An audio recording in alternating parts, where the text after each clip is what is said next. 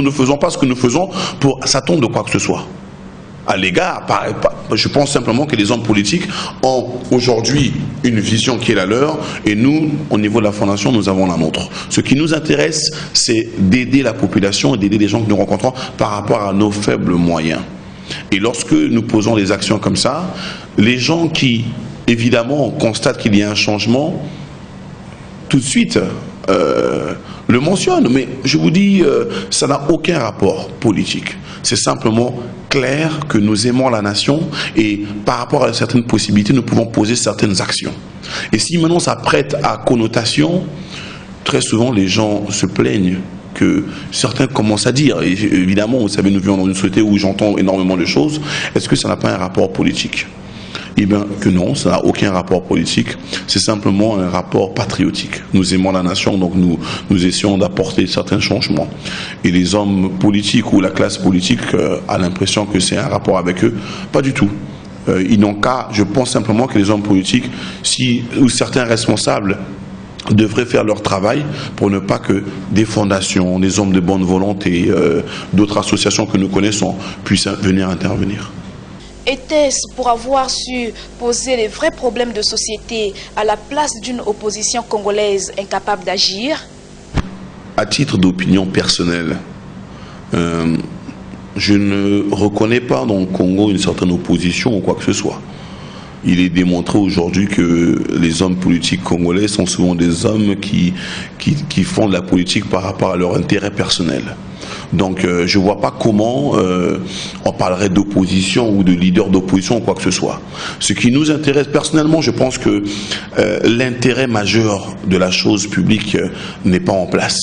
L'intérêt, c'est l'homme, c'est le Congolais qui a besoin de subvenir à certains besoins.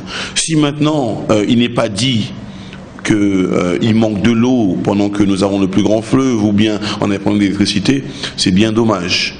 Mais c'est une réalité qui est là. Je ne voudrais pas rentrer dans un débat politique par rapport à cela, mais je ne me reconnais pas et je ne reconnais pas en la nation des personnes qui ont un débat qui permet à ce que les choses avancent. En tout cas, sur le terrain, vous constatez qu'il n'y a pas d'évolution à ce sujet-là. Dans tous les cas, Joe Washington Ebina n'avait pas omis d'évoquer la situation de l'enfant congolais. Mon intervention était bien claire. Il y a eu énormément de conférenciers. Et mon sujet avait un rapport avec les droits de l'homme en Afrique, au Congo. Ça avait un rapport avec l'évolution de la jeunesse au Congo. Ça avait un rapport avec, si vous voulez, le service public au Congo. Donc cela veut simplement dire qu'il était important pour moi de survoler ce que nous vivons et ce que nous sommes, pour expliquer pourquoi nous sommes comme ça, et peut-être pas toujours apporter des solutions. Je ne voudrais pas ici être la personne qui apporte des solutions à toutes choses. Mais moi, je pense simplement qu'il y a un problème de rigueur dans ce que nous faisons. Mais en ce qui me concerne, il était important que j'évoque ces points-là. Il m'a été demandé de donner mon approche, mon opinion par rapport à ces points. Donc j'étais carrément dans un domaine qui était par rapport à mon intervention. Je ne pense pas être sorti d'un autre cadre. Non. Je crois qu'il était important pour moi de soulever ce que nous vivons et soulever ces réalités-là, qui ont un rapport avec notre vécu. Et donc qui ont un rapport avec la jeunesse qui n'a pas d'épanouissement. D'après le contexte du moment, Joe Washington Ebina se devait d'évoquer la situation, bien sûr, de l'enfant congolais dans son ampleur et sa profondeur. L'enfant congolais est d'abord enfant congolais parce que les responsables créent des structures pour qu'il soit enfant congolais. L'enfant congolais en soi ne peut rien faire pour avoir une expansion personnelle. Les critiques, évidemment, vont à l'encontre des anciens, vont à l'encontre des responsables qui doivent créer des plateformes pour que, justement, il y ait l'épanouissement au niveau de ces enfants-là. Donc, l'enfant africain, il est important de le préciser ici, la vie égale ambition égale avenir. Et lorsque les enfants, lorsqu'une jeunesse n'a pas d'avenir, n'a pas d'ambition, je suis désolé. Je crois que c'est là la base de la vie. La base de la vie, ce serait être ambitieux et avoir de l'avenir et justement avoir cet avenir pour la nation. Mais si cette ambition est ailleurs, donc il n'y a pas d'avenir. Donc il était important d'évoquer cela. Mais je ramène le débat sur le fait que les responsables, les décideurs doivent créer les conditions pour justement une jeunesse puisse s'épanouir. Et n'attendons pas de la jeunesse quoi que ce soit, parce que la jeunesse ne travaille pas, la jeunesse n'a pas les fonds. Donc, ça reste un domaine dans lequel il était important que j'évoque. Pour cela, Joe Washington Ebina avait énuméré quelques cas épatants d'atteinte aux droits de l'homme. D'abord en matière de justice, de garde à vue et d'incarcération. La raison pour laquelle j'ai évoqué le sujet au propos des détenus de garde à vue et de prison, c'est simplement parce que j'ai abordé le sujet des droits de l'homme. Les droits de l'homme qui ont un rapport avec le traitement dont les humains font l'objet dans leur société.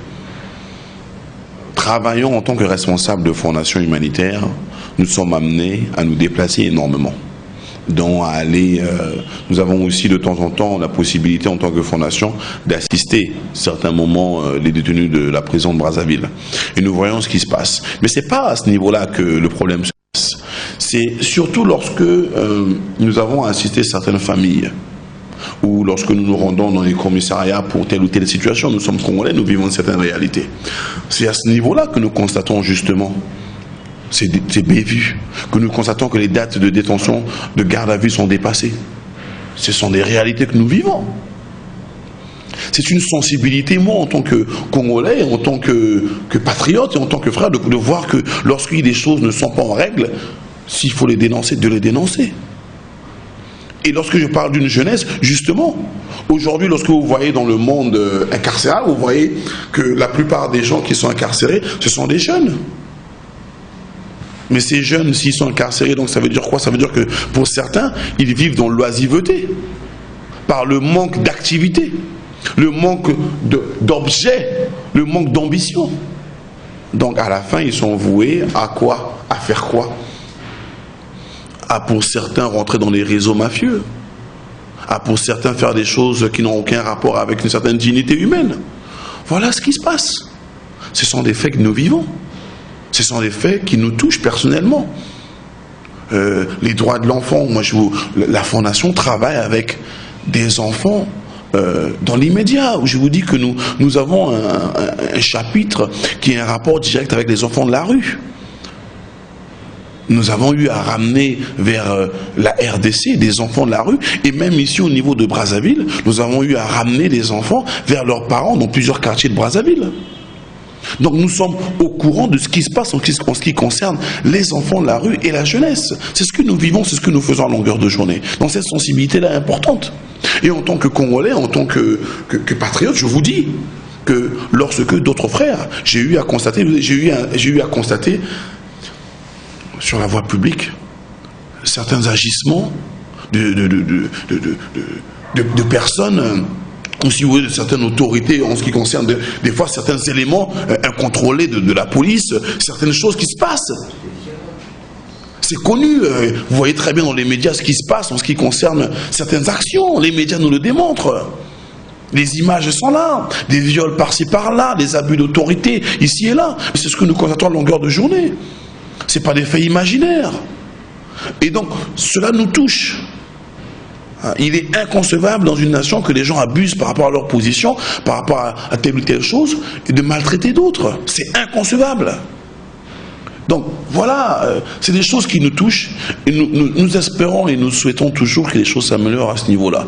Et c'est souvent la jeunesse, c'est souvent des jeunes qui sont